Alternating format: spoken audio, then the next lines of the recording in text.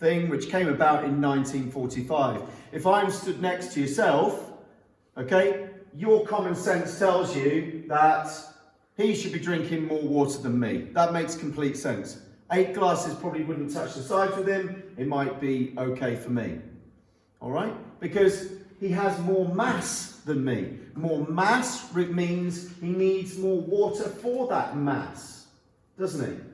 8 glasses of water a day might be a nice little target, but it doesn't cover it. Okay? So now we've got more specific. You now know your actual number, which is great. Okay? So, what's the next thing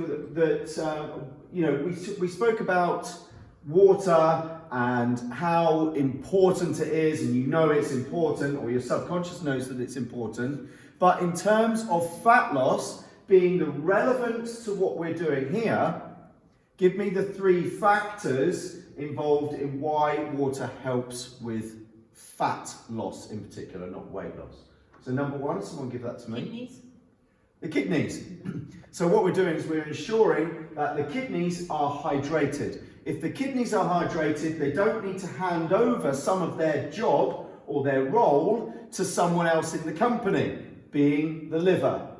Which means that if the liver is taking on some of the kidneys' roles, then it's going to drop off some of its roles or become less efficient at them, as you would do if you were in a company and if someone phoned in sick, you'd have to then take on some of their role, wouldn't you? Exactly the same's happening here. It's dropping off the non-essential fat burning or fat oxidation role, and it's now taken on the kidney's role of removing toxins and things like that.